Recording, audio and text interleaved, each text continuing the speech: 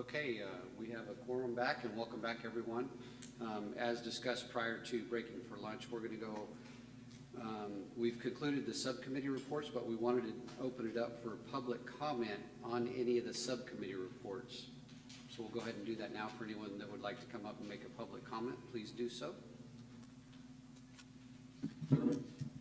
Hi, Melanie Ochoa again for ACLU of Southern California. On the bias by proxy report and the calls for service, I'm happy to hear that that's also going to be part of the analysis that's going to be done.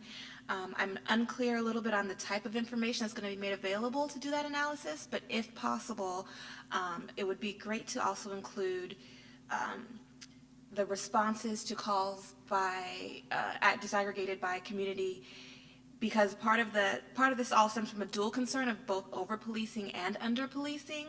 And so at the same time that officers may be responding to calls with Black people basically going about living their everyday lives, they're also not responding to calls about serious concerns in other communities, particularly communities of color. And so if there's, again, it depends upon the data that's available for this analysis, but to the extent possible, it would be great to have a comparison in terms of how police are responding based on the type of calls and the type of community that is making those calls. Thank you. Thank you. Any other public comment at this time? We'll have one more opportunity as well for public comment towards the end. I probably need to use the other opportunity for some additional comments, but I'll just make one for right now. I'll address this to the Citizen Complaints Subcommittee. I wanted to know if there's been additional conversation about the different ways to receive or for citizens to make the complaints.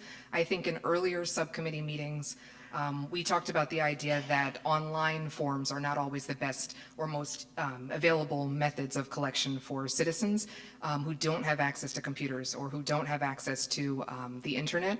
And so I'm just wondering if we're continuing the conversation, and if not, I'm going to ask that we continue to do that to figure out additional ways that those types of complaints can be made that suit more of the general public. Yeah, and I'll just address that absolutely, and you hit it spot on.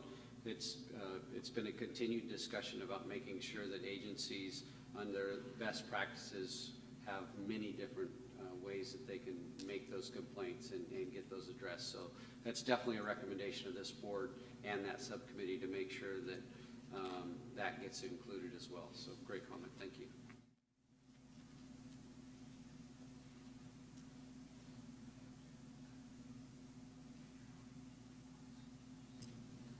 Wonderful. So now we're going to turn to a discussion on the draft outline for the 2019 RIPA report. And there is a draft outline, excuse me, in your folders. I'll give everyone a moment to pull that out. There are also copies in the back for the members of the public.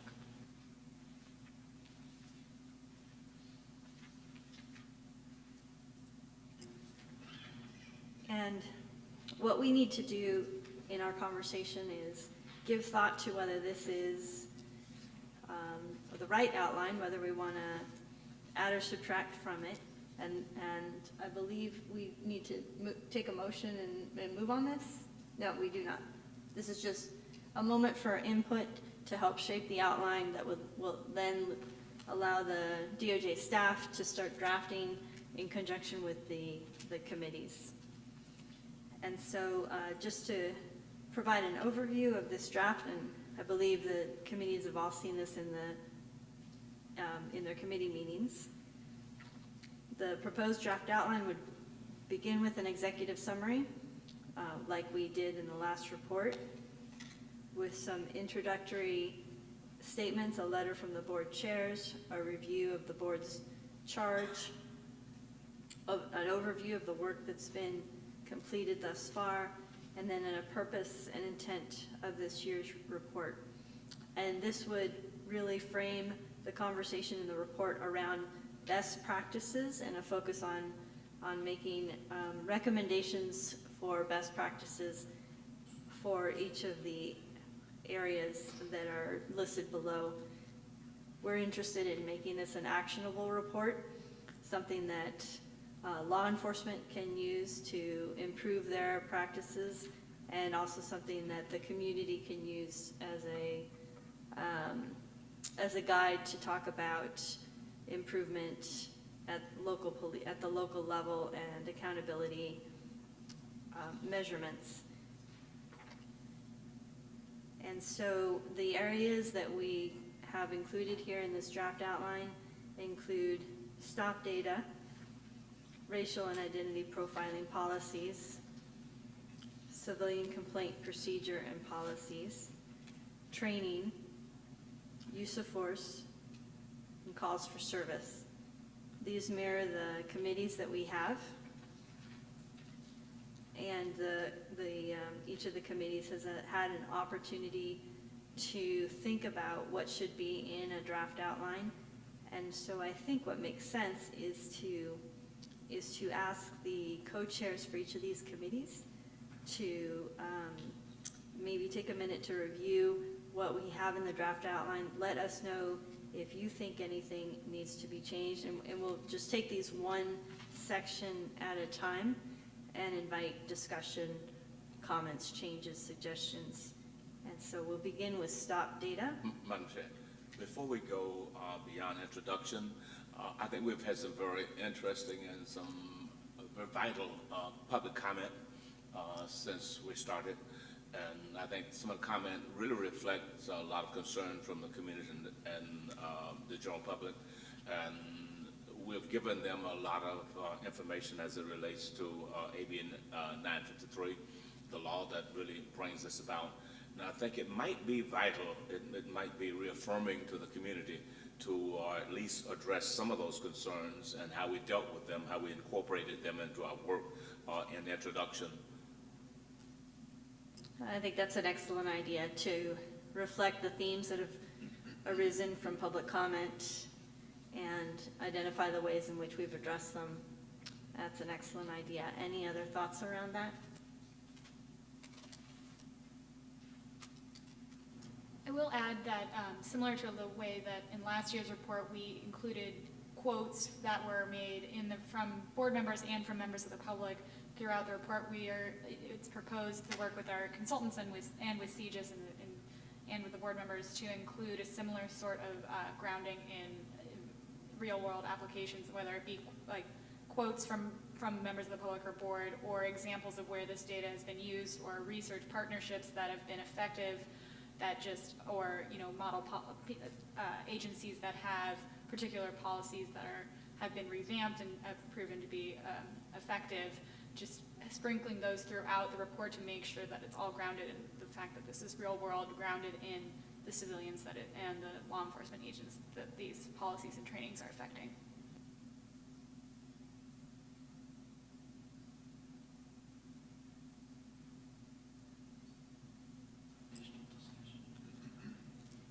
So the goal of our conversation, just to reiterate, is to settle into a draft and invite these kinds of suggestions. We will have an opportunity at the next meeting, which has just been scheduled for the 27th and will be noticed this Friday.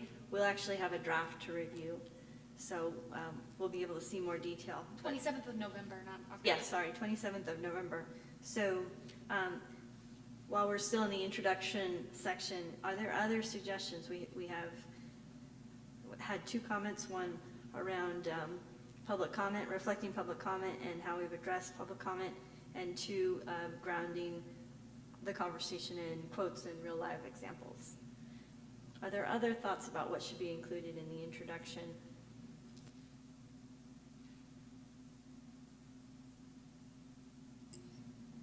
All right, then let's press on to stop data.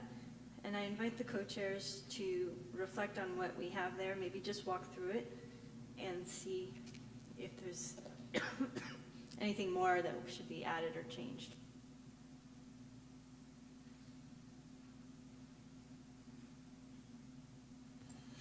Madam Chair, thank you for the opportunity to speak on stop data. As you can see in the draft outline, it really is encompassing what we reported out earlier in our Stop Data Committee, focusing on data integrity, overview of the data that's being collected, as well as how to review that, and of course to try and throughout the stop data section to continue the conversation around context of data related to the information provided. And then in the analysis, which again gets back into context, how the data can be used to improve relations between police and communities, and how to strengthen police practices and trust and confidence and transparency. We have had conversations as a committee around the plan methodologies, and so the report will review some of those discussions and plan methodologies, as well as identify some of the benefits and limitations that are around that, whether it's a denominator formula or a veil of darkness or whatever the case is. There are limitations and benefits to each of those different methodologies, and so the report will identify those and seek to bear those out. And then finally, some examples. Gratefully, California is not the first state to implement this program, and so there are examples we hope to draw from other successful programs, law enforcement agencies, and community members that will enrich the data and the information in the report. Thank you. Oh, one other thing, in terms of the analysis, I've received the input from community boards regarding when would the analysis be available. My understanding is that each report will include the analysis, and there was some question as to whether or not it could be annual, semi-annual, in terms of the analysis, because some people thought that once a year was too long to get an analysis, and if there's any way to get it, once the reports and the data starts to flow in, can they be analyzed on a more semi-annual basis as opposed to a yearly basis? And I think that's a great suggestion. I would also like to see, and perhaps not in this year's report, but I know for agencies that are coming on in the future, one of the critical components for those agencies is going to be to know how much time it takes to input the data.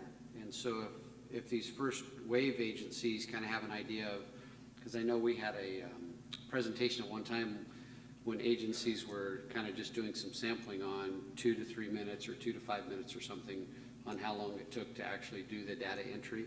I think that could be very helpful as we move forward into the next report, if agencies have the information on how long it takes to input, so that way future agencies, such as the small agencies, can hopefully plan ahead on staffing needs and data needs, et cetera.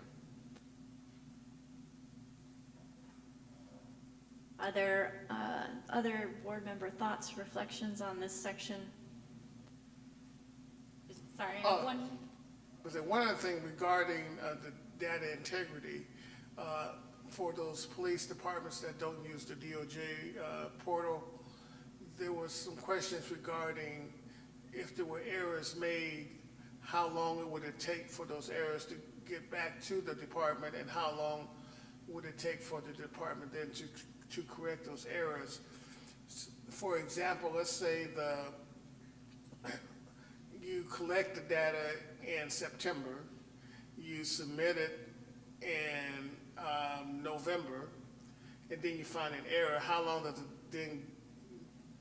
it take to get back to the entity that submitted the data to make the corrections? And will it get lost in the transmission, or would, how that's going to affect the overall effectiveness of the analysis? If there's a lag time between trying to correct errors because they don't have a narrative report or whatever. So I think we need to look into how that's going to work to make sure that the data doesn't get distorted because of the lack of the time lapse between correcting the errors in the data.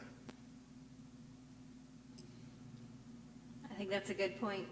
I'm not sure how that gets addressed given our timeline, right? Because I don't know that we'll know what that lag time is, because we have to finish off this report this year and we won't get there. Well, I guess we will know based on what you're already getting what the lag time could potentially be.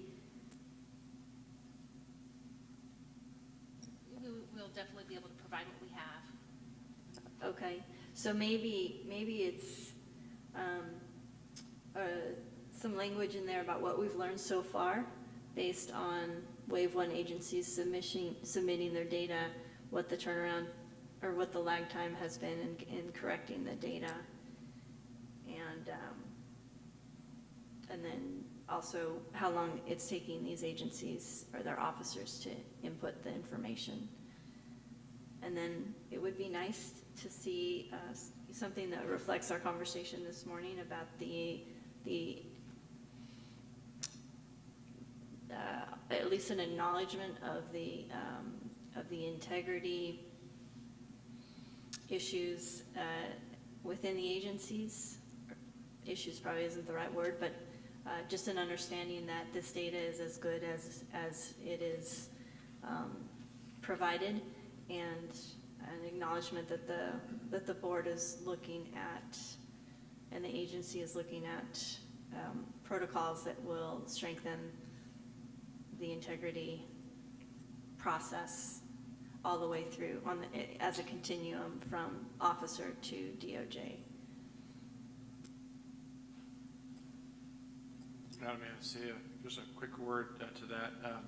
We recognize, we've had this conversation in our subcommittee about the need to ensure data integrity, and I would be remiss as a police chief if I didn't also speak on behalf of our profession, that our profession feels the same need for that level of data integrity, and other chiefs that I have spoken to throughout the state have made a strong commitment to go out of their way to ensure that the data is valid. And so I just wanted to publicly state that. I know there are a lot of questions there. Our subcommittee recognizes it, and our profession recognizes it.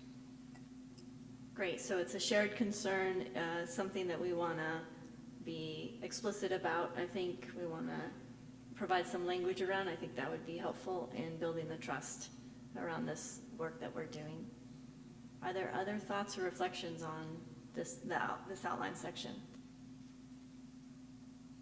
One quick comment I would make is that to encourage the board members to consider while they're going through the outline any areas in which you think that a graphic or some sort of visualization of the information you're getting across in the report would be helpful, so that we can begin working on those graphics or as early as possible. Yeah, and you can tell, you don't have to talk about it here, you can also just send and email it to me or anywhere like that, but just to keep in mind while we're going through the outline. Great. Okay. Well, if there are no other reflections, then I think we can move to racial identity profiling policies. Commissioner Stanley?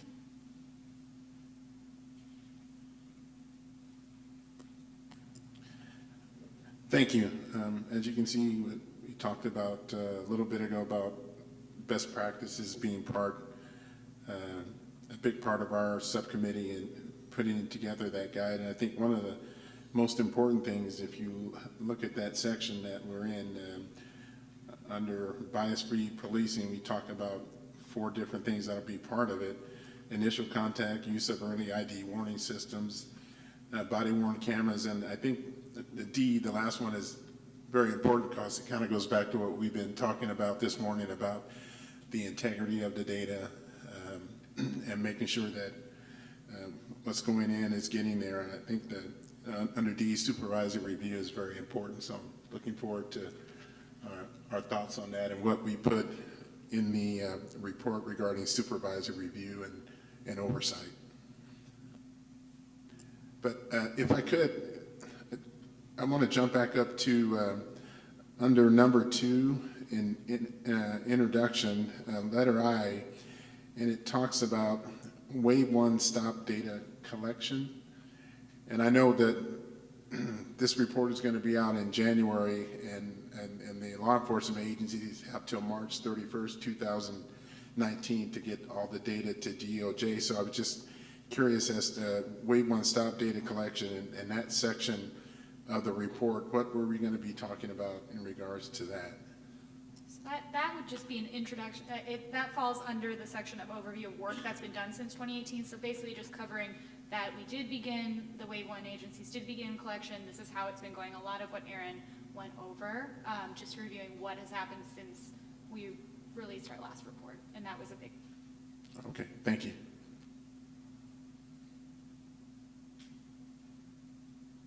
Any other questions or comments on our subcommittee or that part of the report, racial and identity profiling policies and the best practices guide?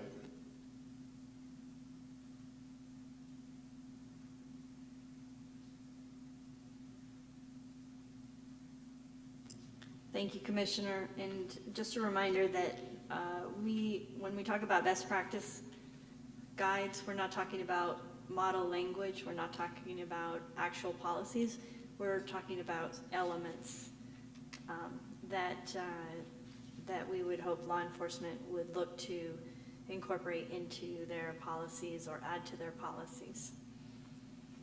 Okay, moving on to civilian complaint procedures and policy. Thank you. A lot of this was stuff that we discussed in the subcommittee overview, and so I won't go over those again. However, I will just make sure that we incorporate the public comment that was made about the variety of ways that someone can make a complaint. We need to make sure that that's part of the recommended components or best practices piece of the area. And then at the next meeting, we'll have the discussion on adding anonymous complaints. But I think while we may or may not make a recommendation of a legislative fix, there's nothing that would stop us from adding that into an actual suggestion for agencies, because there's nothing that would stop an agency from taking an anonymous complaint, even if the law doesn't currently, force them to do it. So that would be my two suggestions in that area. Does anybody have any other suggestions for that area, civilian complaint procedures and policies? I'll also highlight the change to the CCAPO data collection, and let Kevin go a little bit further into that. Sure. We went over earlier a little bit, but I'll dive in a little bit more detail.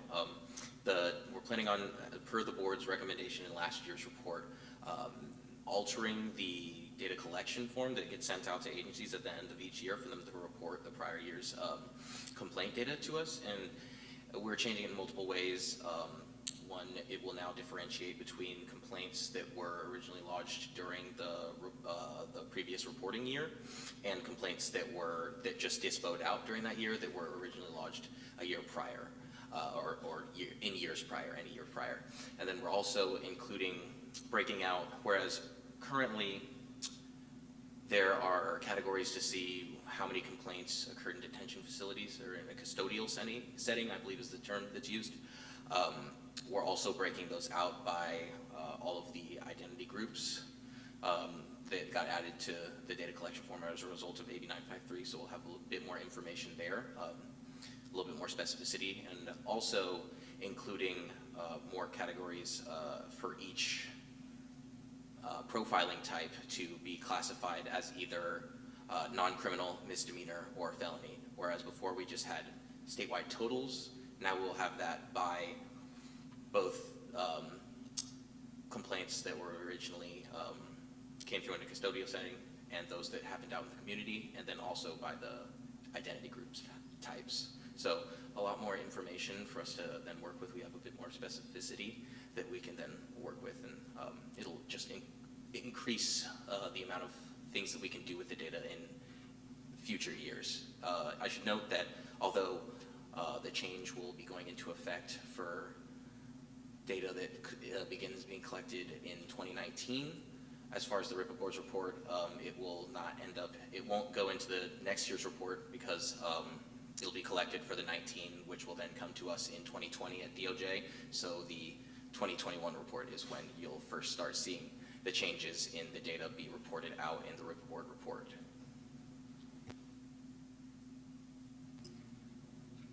Any other reflections from the board on this section? On to training.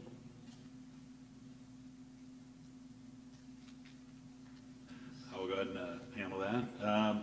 Training is an overview of the board's charge in regard to post and training, update on work the board has done with post in 2019, attending trainings and workshops, providing feedback on the development of various new post trainings, and then incorporating the racial identity profiling training, best practice recommendations, overview of the literature review to develop the list of best practices, governing law and police training, and list of best practices for evidence-based racial identity and profile training.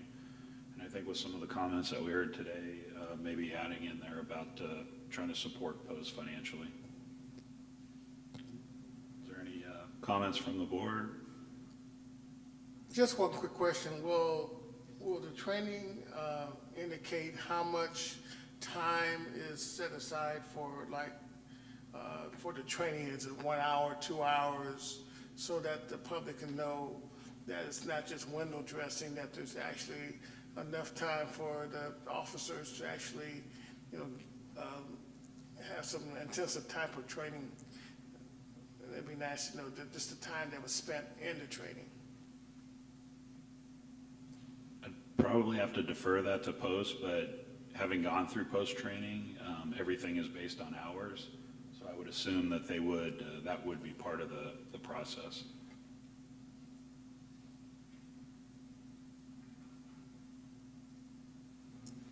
I would say, are you asking in reference to the best practice recommendations of what would be included, of if the recommendations would include hourly suggestions or in? Well, just to have some indication of the extent of the training, how much is it, how long is it, so that it gives some indication of the depth of the training. So you're suggesting, Doug, that we have here governing law and use of force, that maybe we add to that, what is the current number of hours or set of training requirements? And the frequency? Yeah, I think that would be informative. So we provide some context. This was also covered slightly in last year's report as well. It can be referenced back or repeated, but I think. Okay. So gentlemen, with Peace Officer Standards and Training, that data would be available. All of our training is designated by hours, so we could make that available to you.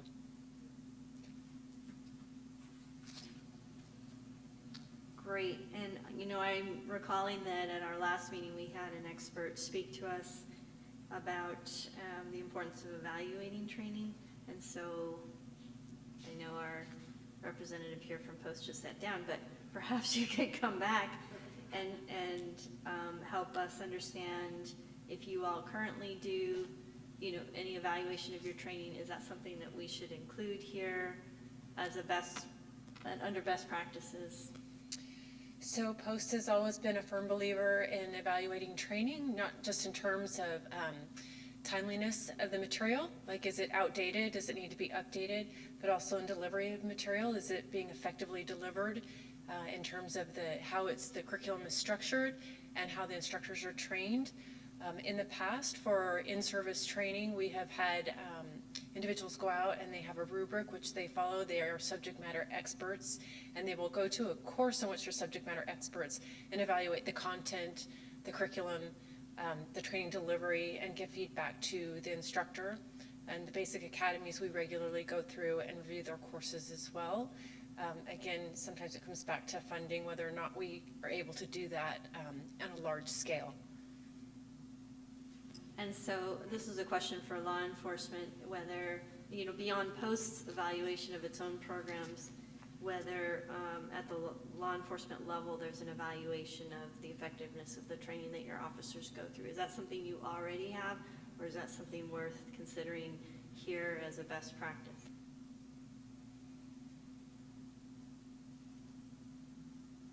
Thank you. It would be a best practice for the agency to evaluate the training as their personnel go through it, and most agencies do that now, so it would continue to be a best practice.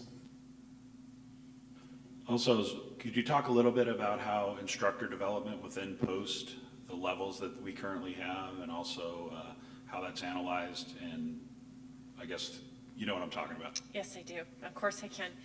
So for our basic academies, which are the basic course, which is the academy entry level, all instructors at this point in time have to have their academy instructor certificate, and actually should have Charles speak to this because he's our expert on it. So they have to receive instructor training before they can actually teach at an academy. We are right now working on a change to that regulation that would allow them 1 year from the time they start training, from the time they start teaching to the time to get that certification. Now, in the past, POST has had what's called the Instructor Development Institute, and we've had 4 levels of training that people can go through. It's a voluntary program. We believe it enriches law enforcement culture across the board, not just for specifically teaching our trainings, but anytime a law enforcement individual steps up in front of an audience, it increases their ability to deliver information, deliver training in a more effective fashion, all the way up to master instructor, which is literally a master's level course in teaching people how to develop curriculum, develop training needs assessments, and deliver that training. At this point in time, all of those have been suspended based on lack of funds. And the AICC courses for the academies, the only time those courses are being held is if the academies themselves can sponsor the course. Thank you. I understand that law enforcement agencies receive training from POST, but they also may receive training from other entities, and so it was great to hear and understand, and it would be great to reflect what POST is already doing as the predominant trainer in the state, but it would also be good to consider, as Commissioner Stanley pointed out, best practices around law enforcement agency evaluation at the agency level of all the training that they're doing. Is it making a difference? What are the best practices for evaluating that training? I'm not sure if there will be a value to include also maybe the feedback of the experience that some board members that were not familiar with POST had. I know Judge, I cannot say Lytle, being attending to some trainings, and I have also the experience on April to attend a training. I don't know if that should be something that we would like to include on the report. Yes, I think that is what, I think an update on the work the board has done is like attending trainings and workshops. I think that would be great if we could work with you and Judge Lytle and anyone who attends a workshop in the coming weeks to reflect back on their experience and write up a bit about it would be a great opportunity. Anything else in this section? Okay, moving on to use of force.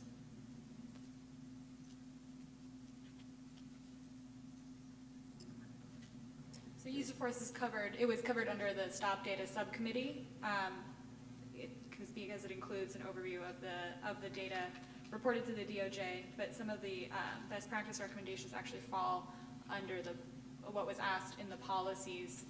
It was covered in the policies subcommittee because that was one of the questions asked about in the survey last year. So we divided it up into its own section here to combine the data analysis and the best practices. Any further thoughts on that topic? All right, calls for service? Sure. Looking at the outline for calls for service, I think this is, very generally does capture what we have proposed as a subcommittee. And basically, this proposed outline is a reflection that the subcommittee was just recently organized, and we recently met, so we are sort of at the stage where the other subcommittees were about a year ago. So how we're approaching this topic for this year's report is to kind of set the stage. And we do want to make sure that we're doing a robust enough review and reflection on the issue before proposing any best practices. So we don't anticipate that we'll have best practices in this year's report, but that will be something that we'll be looking towards for the following report. And part of the setting of the stage for this topic will be an overview of the various kind of sub-elements that we may be looking at for calls for service. One is, as Lieutenant Brown was talking about earlier, we've been discussing, is the bias by proxy, and that was the issue that the senators first recently sent a letter to our board about. So we will be first focusing on that issue, and our literature review will be focused on that issue. But during our subcommittee meetings, we also discussed, I know Judge Lytle brought this up, about this other call for service issue that is quite important, is calls for service with respect to individuals who may have emotional issues, or individuals with disabilities, and how that may raise other different or additional issues for law enforcement in responding to those calls. So that is something that we will probably identify in this report, but it will be for an evaluation in subsequent years.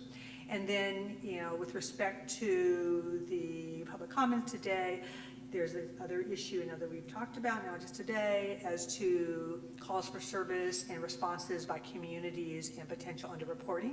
So I could imagine that in this report, we might be identifying that as an issue to explore in future years.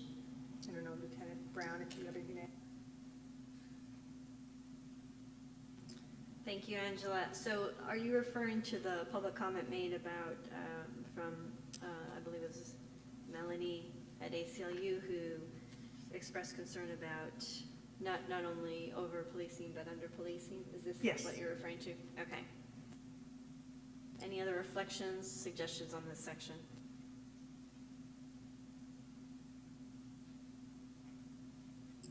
Okay, and then lastly, we have a conclusion section that would compile, reiterate the best practice recommendations made in the 2019 report, provide an overview and timeline for data collection and the work of the board in 2019.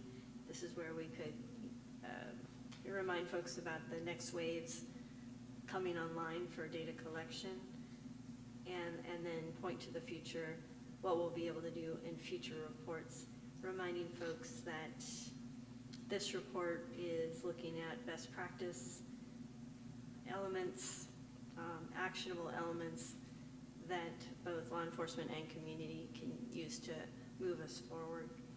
In future years, obviously, we'll have data to look at. Any thoughts or reflections on this section? I would just to provide a little bit of clarification about the first one, the compilation of best practice recommendations. We've been talking about in the vein of being accessible, having all of the recommendations in one place, maybe in an appendix, something to make it easy for law enforcement agents and members of the community to kind of pull those specific recommendations out of the report easily in one place, rather than having to search for them throughout the text of the report. Any other thoughts or reflections? Yes, Dave. I think I have a general comment. I'm not sure where it would go in the report, or if it is already in the report. But a general maybe literature review around bias itself. What is bias? What causes biases to exist as a part of everyday life, et cetera, so that as the reader reads through the report and digests the information, we're a common understanding of the topic at large. Yeah, Chief Swing, in the subcommittee under racial identity profiling, there will be, in the report, there'll be an overview of the literature review to develop the best practices. So is that what you're referring to? That very well may be. In my skimming of this, I did not see that sub point. Yeah, and if need be, we can expand on that, but that's the place we plan on putting it. I'll also emphasize that a lot of that literature review was included in last year's report as well, but I do think that it's important to be reiterated. Thanks. Other thoughts on what should be in the conclusion? Any global thoughts on what we have in this outline? What's missing? What should be added? Just a question really for DOJ. Is there any tracking going on the number of hits on the website? Who looks at the report to kind of give us some feedback on how many people are accessing it and trying to gain information from it? Not necessarily specifically who, just an overall number? You know, I don't have that information, but I can ask our web team. I'm not, and get back to you all on that. I don't have that readily available unless you guys do. I don't know if that information's available. I think we from the can, web team, we can you know. search for it though. Yeah, I think it's very important for us to know how our report is getting out to the public and how the public is responding to our work. One of the complaints that community groups were saying is that they just don't know us, that we're not very, that we need a PR department to, because we do good work, but if the public doesn't know about it, it goes unknown. So if we can track the number of folks who go to the website, and we find that's insufficient, we may need to try other outlets to get the word out for what we do.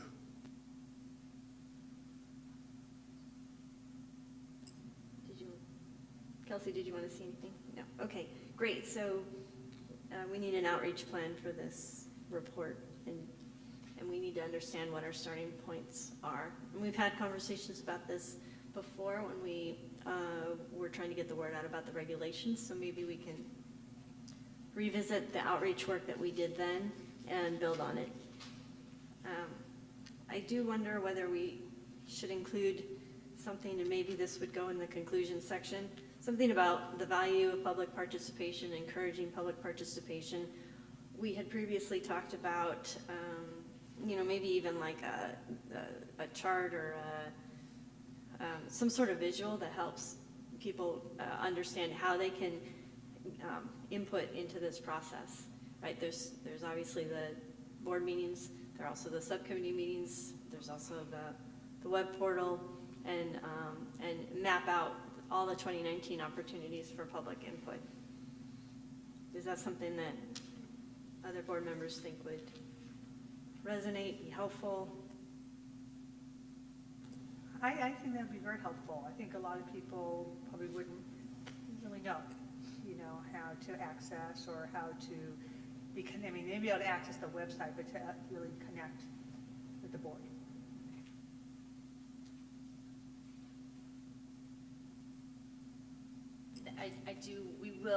We are, I guess, planning on, again, coordinating with our press office and having a release at the time that the report is published as well. And we have our listserv, which has over 2,000 people that we're directly sending to. And then, like I said, we'll have the press coordinate and make sure that we get the report out as widely distributed as possible. So when we were trying to do outreach for the regulations, we actually pulled together a short-term committee on outreach just to review with DOJ what the outreach strategies were and then enhance them. I know we're all committeed up, but I wonder if, maybe it's just a conversation, and maybe co-chairs could revisit this with staff before we meet again, because then after the November 27th meeting, when we're reviewing, and that, just a note on the November 27th meeting, that'll be a substantive, robust conversation and review of the draft. The meeting after that will be a telephonic or video conference meeting in December to finalize the draft, and then it goes into production. And so we would want to have a conversation sometime in that window to make sure that when it's done in January that we have a robust outreach plan. And Maria and I remember, you and I were very active in thinking about outreach before, as was Reverend McBride and a few others, in thinking about how we can amplify through the NGO networks and through the public who's been participating in this process. So we could revisit that. Any other global thoughts about the report outline?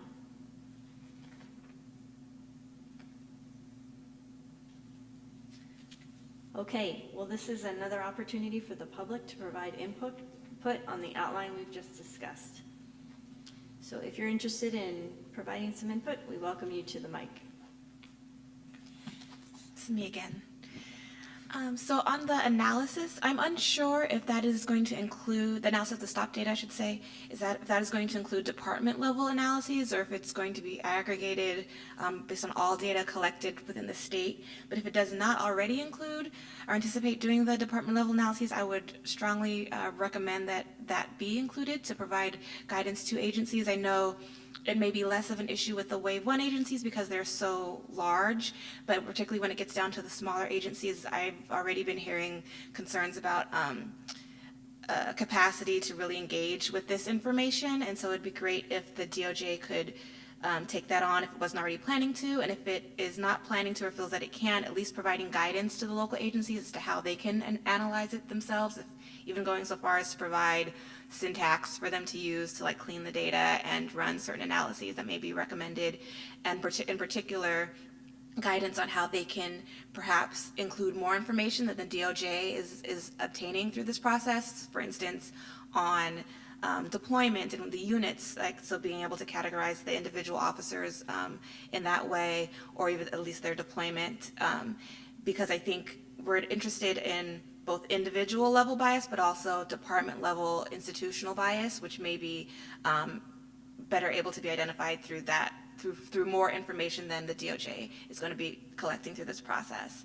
And second, on the best practices guides, as was said, it's only going to include model elements and not policies, but I would strongly recommend that it actually include model policies. As the prior report recognized, there's a strong reliance in the state on Lexipol, and it is not easy or likely necessarily that agencies will deviate from Lexipol policies to incorporate these concepts that you recognize as best practices into their own policies. I believe most agencies currently use the default, even though there's the ability to change. It could be perhaps not the majority, but at least a significant number of agencies do that. And even when it's customized, those changes may be wiped out by future updates of the policies. So really, it would be a huge benefit, I think, for agencies if we actually want them to adopt these best practices, to provide them a model policy that they can adopt as their own. And in particular, again, to the cost concern, Lexipol is expensive, and if we can also reduce that cost to agencies, that's a cost savings, and we're providing them the better, the practices that we think as California law enforcement they should be engaged in, and also saving them money. So I think that'd be a benefit for everyone. While we're waiting for the next speaker to come up, I want to address the suggestion that we actually provide policy language, and I think we did consider that in the subcommittee meeting, but where we landed on that was that we don't have the time right now to do that, to get this report out. That's a pretty substantial task. But what we are hoping to do, again, is to provide actionable information. So this is more than just a list of elements. My hope would be that this is, a descriptive list enough that somebody, if an agency wanted to develop language, that they could draw from these elements. And of course, and I think, a conversation with Lexipol is warranted, and there are concerns about the way agencies are accessing Lexipol. What we learned in our review last year was that some agencies were using Lexipol, and then there was a lapse, and so they have old policies that don't reflect current law. So that's also a concern. But I think we're putting our best foot forward in providing best practice elements that can be actionable without providing one-size-fits-all policies right now, because that would take a lot more time and energy and effort than we have right now, given our statutory deadline to get a report out. I'll just first start by adding to that point. In light of the time limitations, I just want to remind us of the resources that the RIPA board has already kind of leveraged. So at the last meeting, Samuel Singawe, forgive me if I'm mispronouncing his last name, but Campaign Zero has a lot of good model policies that have worked across the country, not just limiting it to California. And so I think that because the RIPA board has already formed that partnership with him, maybe using some of that and bringing that in could help. And then for a couple other things, I agree with both Kelsey and Doug's point actually about enabling the public to kind of more easily access the data.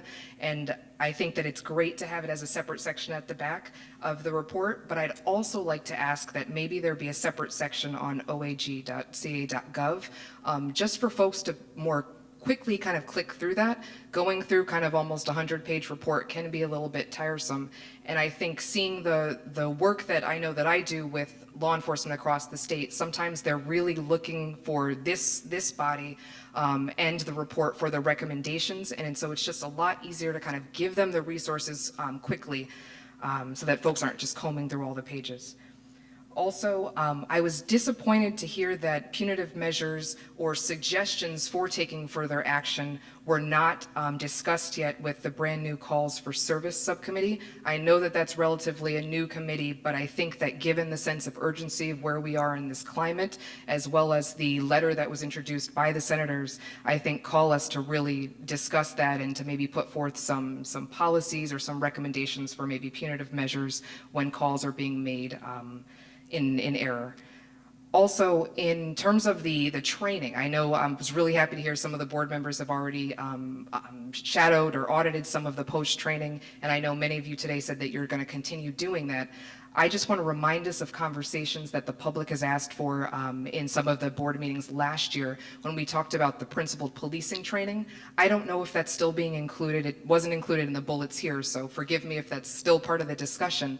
But I just wanted to ask that we keep considering that training because there's a module in there that offers a very unique opportunity for community members to be facilitators of that training. And it unpacks things in a way that helps the law enforcement bodies as well as the community partner together, helping to understand kind of why we're all here in terms of how did we get here, in terms of how policing has been historically seen by the communities that they serve. So I think if we can maybe include having some of the board members shadow posts principled policing training, I think that would be great. I'm almost done. To Doug's point about including the number of hours of training, yes, that was in the report from last year, but I think that if I can go one step further to maybe what Doug was suggesting, it would be to include the breakdown of the hours that are mandated by state in terms of how the racial training fits in to some of the other trainings, in terms of like firearm training, because I think the community is particularly interested in seeing the breakdown in terms of how many hours are spent, maybe let's say in firearm training versus how many hours are spent in something like racial and identity profiling.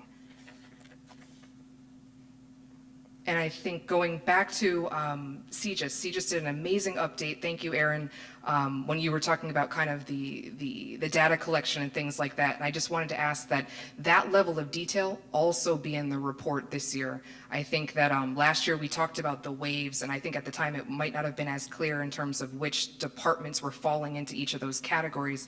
I think, but to the level of detail that Aaron provided today, if we could go one step further and list out which agencies are choosing to use the DOJ's portal versus their own system, which agencies are opting in on different frequencies in terms of how often they will report that data. I think the community is going to be particularly interested in seeing that some are trying to do it, once a year versus once a quarter or whatever the level of frequency is. And then finally, I agree with, I believe it was Andrea's point about adding more explicit language, whether it's in the intro or somewhere else, around kind of which departments are choosing to use their own system versus the DOJ portal. I think that's something that the community is going to be particularly interested in. Thank you. Any other members of the public?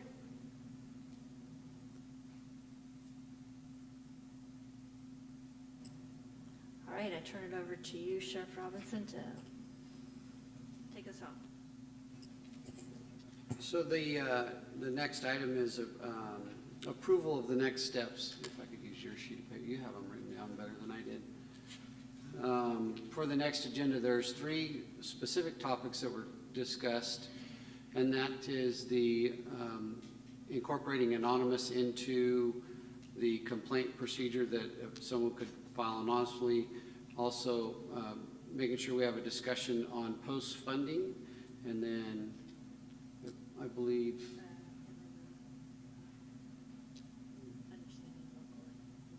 the integrity of the data and how local agencies are inputting if they're not using the DOJ portal to do that.